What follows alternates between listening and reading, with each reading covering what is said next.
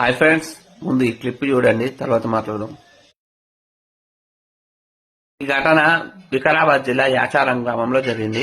చనిపోయిన తల్లిదండ్రులకు ఒక కొడుకు, ముగ్గురు కూతురు. అందులో చిన్న కూతురు ఇన్స్టాగ్రామ్ లో లాస్ట్ ఇయర్ నుంచి ఒక అతను పరిచయం అయిండు. ఆ పరిచయం కాస్త ప్రేమగా మారింది.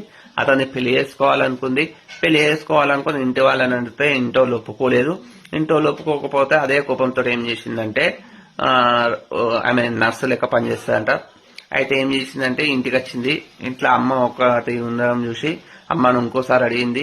అమ్మ మళ్ళీ ఒప్పుకోను, నేను ఒప్పుకోను, ప్రేమ పెళ్లికి ఒప్పుకోను అనేసరికి, సరే అమ్మ నీకు కాళ్ళ చేతులు గుంస్తున్నాయి అంటున్నావు కదా, ఒక ఇంజక్షన్ ఇస్తాను, కాళ్ళ నొప్పి తక్కువైపోతా అంటే అమ్మకి ఇంజక్షన్ ఇచ్చింది.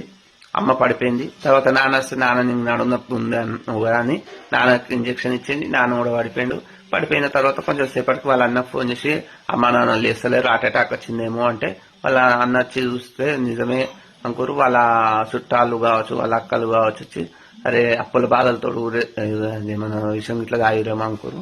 ఇంతలో ఇంజక్షన్స్ కనబడేసరికి పోలీసు వాళ్ళకి కంప్లైంట్ ఇస్తే పోలీసు వాళ్ళు వచ్చి ఆమె నిలదీసేసరికి నిజమేందో బయటపడ్డది.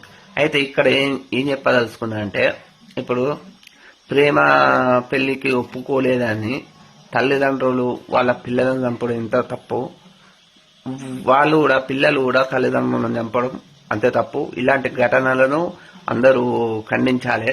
ఎందుకంటే పరిచయం లేదు.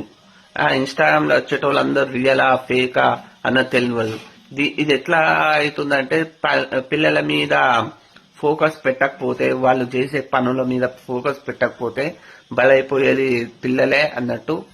ఇప్పుడు ఇన్స్టాగ్రామ్ లో ఎవరు పరిచయం అయ్యారు, ఎందుకు పరిచయం అయ్యారు తెలియకుండా అతన్ని పెళ్లి చేసుకోవాలనుకొని తల్లిదండ్రులను చంపడం ఎంతవరకు కరెక్ట్ అంటారు? ఇప్పుడు ఒకవేళ వాళ్ళే తల్లిదండ్రులే ఆ యొక్క అబ్బాయినో అమ్మాయినో చంపితే కులచ్చా అని మాట్లాడే పెద్దలు కూడా ఉన్నారు. మరి ఇలాంటి ఘటనలను కూడా మరి వాళ్ళు వ్యతిరేకించాలిగా. అసలు ప్రేమ అంటే ఏంది, పెళ్లి అంటే, సినిమాలు చూసి చాలా మంది ఈ ప్రేమ అంటే ఏందో చెప్పరు.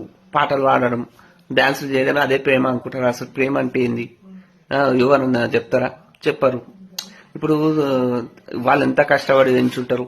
ఒక కొడుకైనా ముగ్గురు కూతుర్ల, ఈమె కూడా నర్సింగ్ వరకు బిఎస్ ఏమో చేసిందంట. కష్టపడ్డారుగా, ఎన్నో కష్టపడ్డగా, ఆఖరికి వాళ్ళకి మిగిలింది ఏంది?